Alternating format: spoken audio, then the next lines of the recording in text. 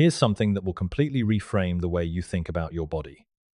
After the age of 60, the average man loses between 1% and 2% of his muscle mass every single year. And without the right training strategy, that number quietly doubles. That's not an age problem, that's a protocol problem. My name is Marcus Reed. I'm 58 years old. I spent 14 years as a professional athlete, and I've spent the last decade coaching men over 50, men who came to me exhausted, injured, and convinced their best days were gone. Most of them had one thing in common. They were training hard. They just weren't training right. There's a difference, and that difference is everything. Here's what we're covering. First, I'm going to show you why the hormonal environment inside your body after 60 makes traditional training not just ineffective, but potentially dangerous. Second, we're going to fix your resistance training protocol down to the exact sets, reps, and rest periods your biology actually needs. Third, I'm going to show you how cardiovascular training, done wrong, is quietly eating your muscle alive. Fourth, we're going to talk about recovery, not rest days, not foam rolling, but the cellular recovery process most men over 60 are completely ignoring. And at the end, I have a force multiplier bonus tip. One single habit that can double the effectiveness of everything else in this video. Stay for that. It's the one thing most trainers will never tell you. 1. The hormone trap. Why harder is destroying you. Robert came to see me at 67, former Marine. Still trying to train like he was 36 days a week. Heavy weights, minimal rest, pure willpower. His bench press had dropped 40 pounds in 2 years. His waist had expanded 4 inches. He couldn't sleep. He was exhausted all the time. He told me he just needed to push harder. I told him that was exactly the problem. Here's the biology.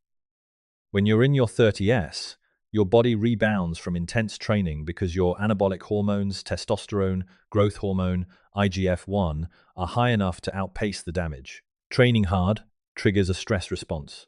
Your cortisol spikes, and then your anabolic hormones come in like a cleanup crew and rebuild everything stronger. That's the cycle. That's how muscle grows.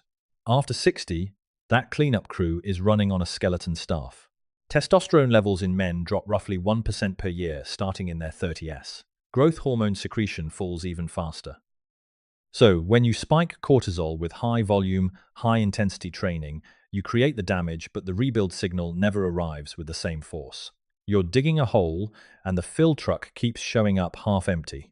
Cortisol, left chronically elevated, doesn't just slow recovery, it actively breaks down muscle tissue. Your body, in a state of prolonged stress, starts cannibalizing lean mass for energy. That's called catabolism. And in men over 60, it happens faster than you think. You end up weaker, fatter, and more inflamed, even though you're working harder than men half your age. The fix is not less effort. It's smarter stimulus. The protocol I use with my clients follows what the research calls minimum effective volume, the lowest training dose that triggers maximum anabolic signaling.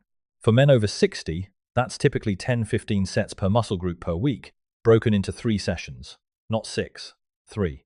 Each set taken to within 2 to 3 reps of failure, not to complete failure, which spikes cortisol unnecessarily.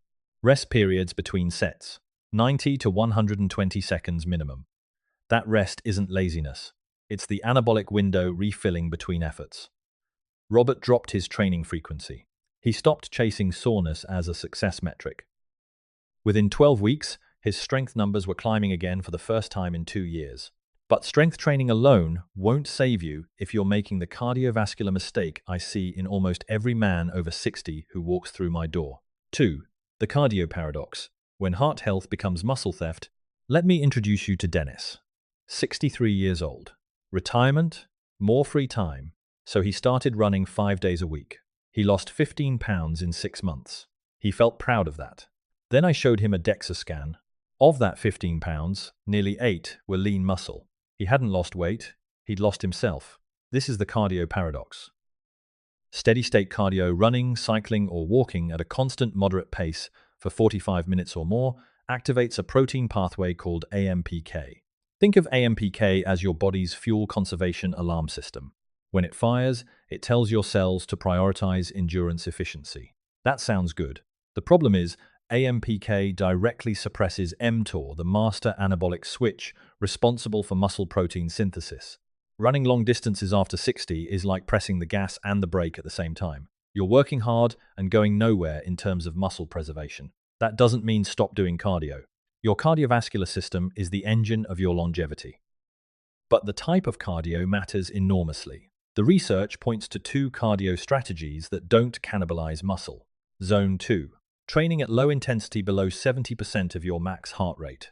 And short, sharp HIIT sessions 2 times per week.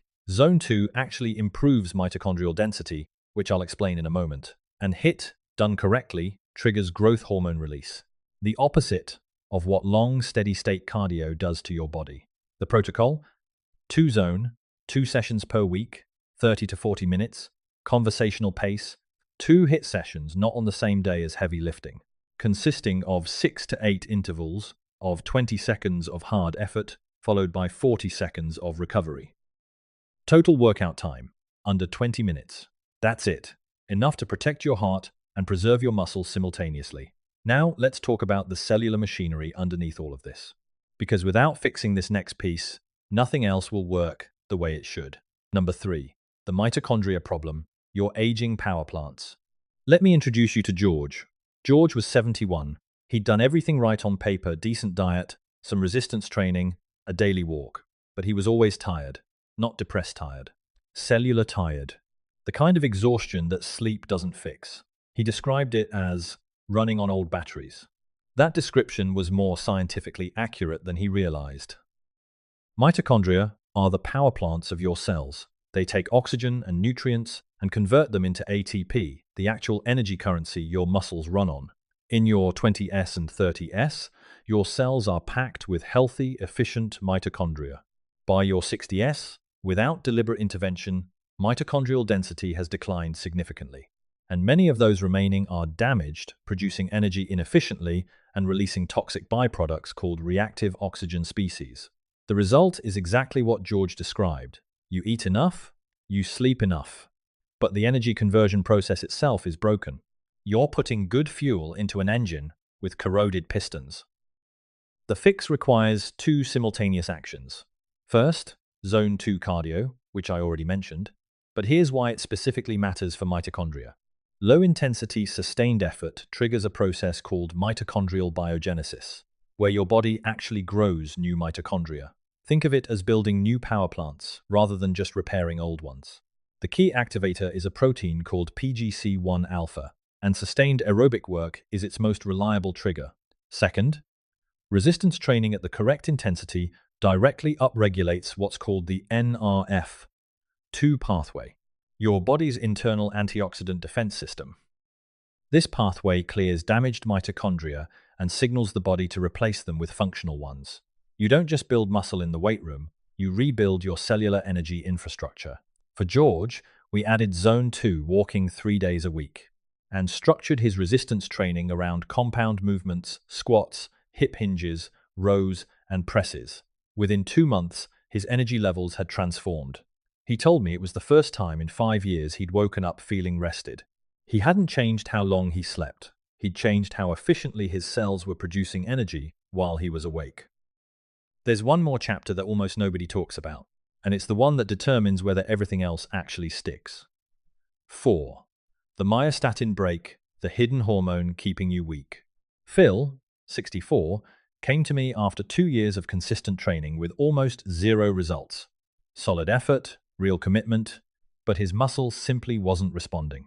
He thought his genetics were failing him. They weren't. He was unknowingly stuck behind one of the most powerful biological brakes in the human body, myostatin.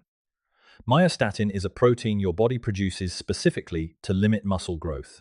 Evolution designed it as a safeguard. Unchecked muscle growth requires enormous metabolic resources. Myostatin keeps a ceiling on how much muscle you can build. In younger men, testosterone naturally suppresses myostatin activity. But as testosterone declines with age, myostatin's brake gets stronger. By your 60S, it can become a significant barrier to progress even if your training and nutrition are solid. So how do you lower myostatin without pharmaceutical intervention? 3 strategies have real scientific support. First, Progressive resistance training, specifically eccentric loading, the lowering phase of a lift, suppresses myostatin more effectively than concentric lifting alone. When I tell my clients to take 4 seconds to lower the weight and 1 second to lift it, this is exactly why.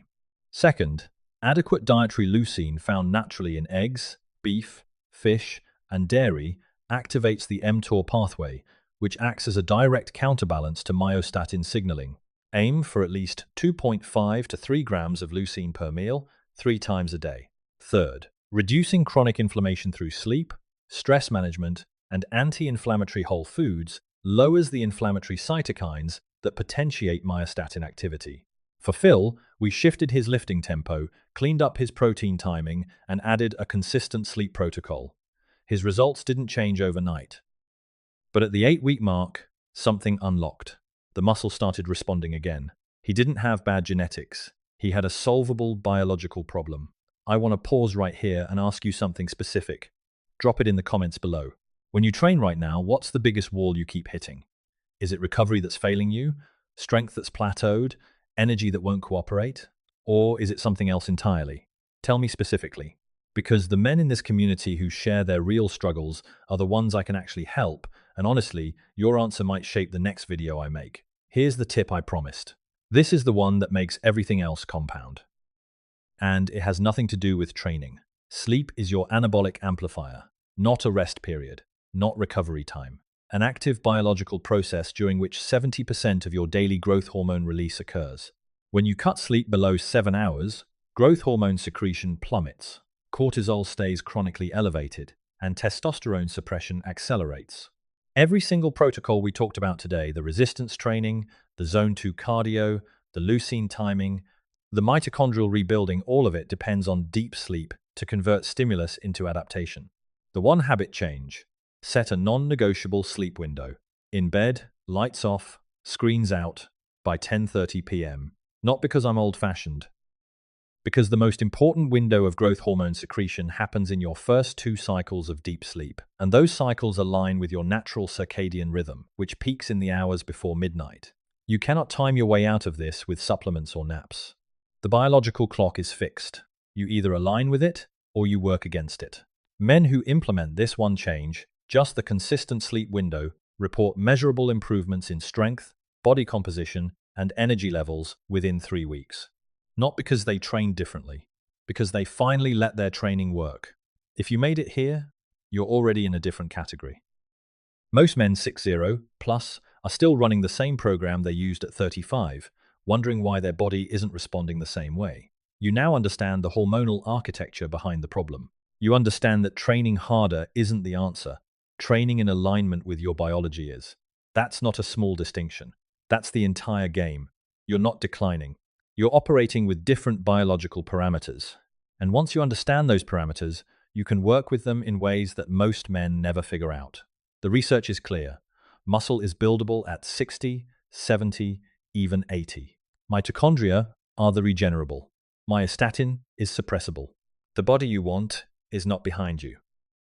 It's waiting for the right signal. The men who watch content like this, who invest in understanding their own physiology, who refuse to accept "that's just aging" as a final answer, they are the top 5% of their age group. Not by genetics, by decision. Train smart. Sleep like it's your job. Protect your muscle like the irreplaceable biological asset it is. And remember this: strength isn't just what you carry in the gym. It's what you carry into every room, every relationship, every decade ahead.